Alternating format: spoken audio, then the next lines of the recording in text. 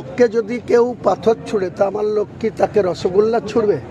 নওদাতে মস্তানি করেছে আবু তাহেরের ভাগ্নে, তার নাম হাবিব মাস্টার। সে নওদার লোককে জিজ্ঞেস করুন, সে একজন শিক্ষক, সে কি করে লোকের উপরে টর্চারিং করে।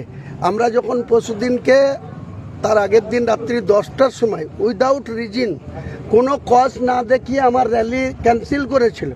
যখন আমি পৌঁছানোর আগে 8টার সময় প্রায় কয়েক হাজার লোক ওখানে আমতলায় প্রেজেন্ট হয়েছিল, তখন ওখানকার লোকাল পুলিশ ওসিটা রঞ্জন বর্মন ভদ্র, এর আগে রেজিনগরে ওসি ছিল, সে না কিছু করে 50 জন সিআরপিএফ ফোর্স নিয়ে আমাদের কর্মীদের উপরে লাঠিচার্জ করেছিল। আমি পৌঁছানোর পর তাদের সামনে দাঁড়িয়ে মোকাবেলা করেছি এবং 35 কিলোমিটার উইদাউট পারমিশনে 35 কিলোমিটার র্যালি করেছি। ওই হাবিবের বাড়ির কাছে গিয়ে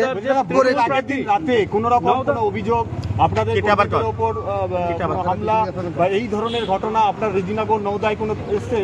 যা এসেছে তা ইলেকশন কমিশন, অবজারভার, জেলা শাসক, জেলার এসপি, সমস্ত জায়গায় কমিশন রিপোর্ট করার জন্য আমাদের লোক প্রস্তুত আছে। আমাদের আপনার সঙ্গে রাজ্য পুলিশের তো এটা নেচার আর কি, তারা এখনো ভাবছে যে মমতা ব্যানার্জি পুনরায় চতুর্থবারের জন্য মুখ্যমন্ত্রী হবে, কিন্তু হবে না। আপনাকে দায়িত্ব নিয়ে বলছি, সেদিন কয়েকজন পুলিশ অফিসার, এমনিতেই ইলেকশন কমিশন পুরো শিকড় উপড়িয়ে দিয়েছে।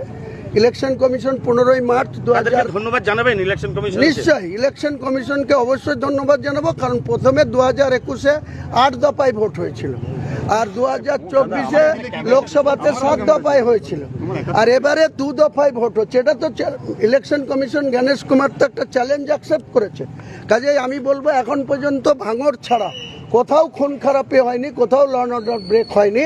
কাজেই শান্তিতে আজকের দিনটাও চলুক এবং 24, 25, 26, 27 যেটা লাস্ট ফেজ 142 সিটের ভোট, সেটা অবধি যাতে শান্তিতে পিসফুলে মানুষ ভোটে অংশগ্রহণ করতে পারে, তাদের পছন্দের প্রার্থীকে ভোট দিবে।